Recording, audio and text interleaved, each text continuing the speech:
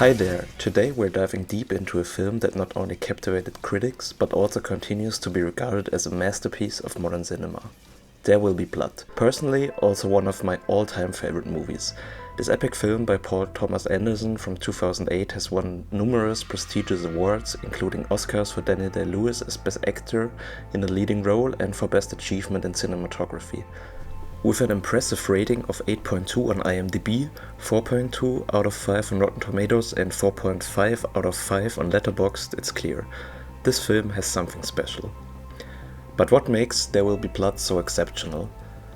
A significant part of it lies in its two fascinating and complex main characters.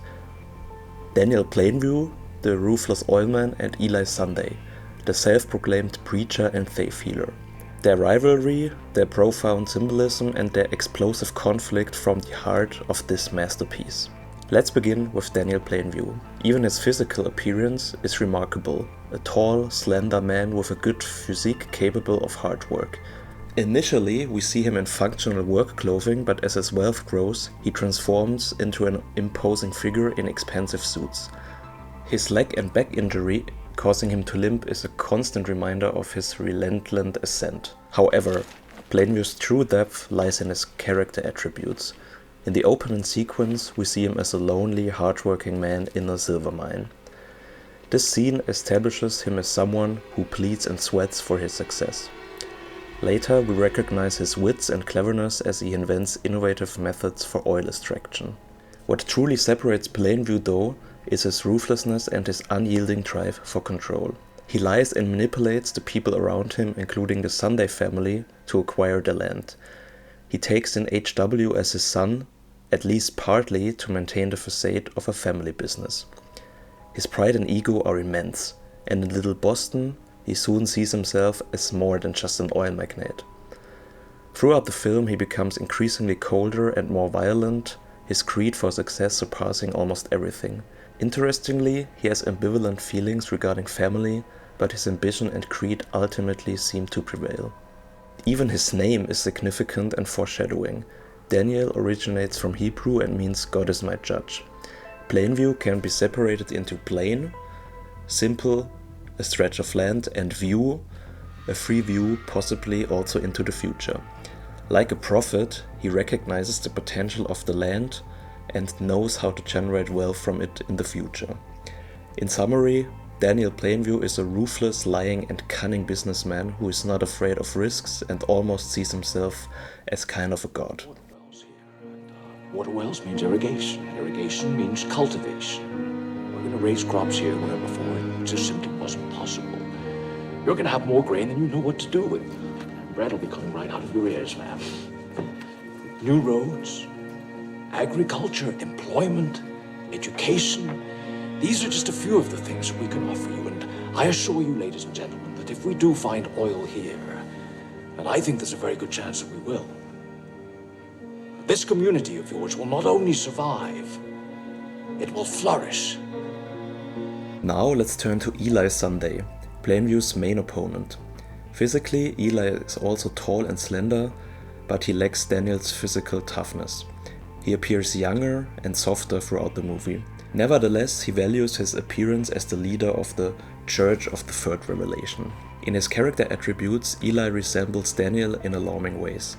He is eloquent, manipulative, and stages himself as a faith healer. He also strives for control over people and is arrogant and obsessive. The conflict between the two begins when Daniel wants to buy the Sunday's land and Eli takes charge of the negotiations. Eli's ruthless side becomes apparent here for the first time. Their confrontations escalate to physical violence, with Daniel physically and mentally dominating Eli. However, Eli seeks revenge and hatches a cunning plan that culminates in Daniel's humiliating baptism in Eli's church. Despite this apparent victory, Eli is forced to beg Daniel for money years later. Eli's name is also full of symbolism. Eli means ascension in Hebrew, and in the books of Samuel, Eli is a high priest. His last name, Sunday, naturally refers to Sunday, the Lord's Day, when he preaches to his followers. It's clear that Eli seeks to exert power through his religion. At his core, Eli is cunning, arrogant, obsessive, manipulative, and lusts for power and ultimately money. with his religion being just a facade.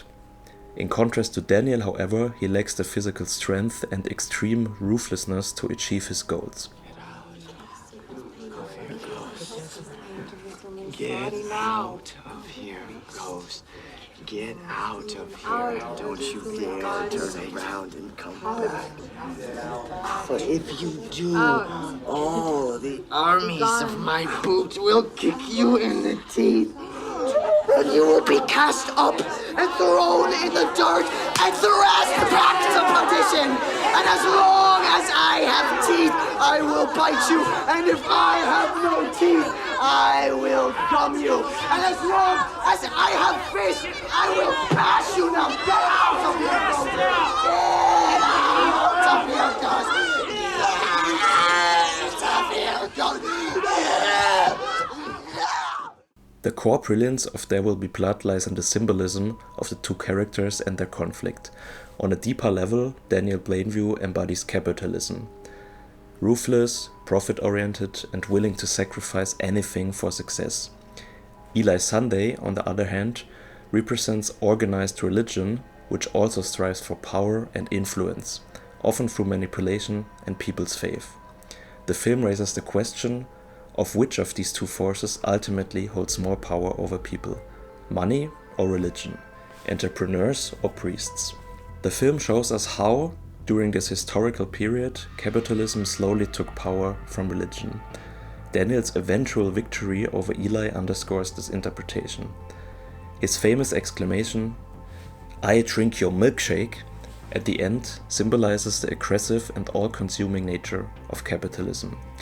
Ironically, Daniel and Eli become family in a way at the end, as HW marries Eli's sister, suggesting that capitalism and religion share many similarities.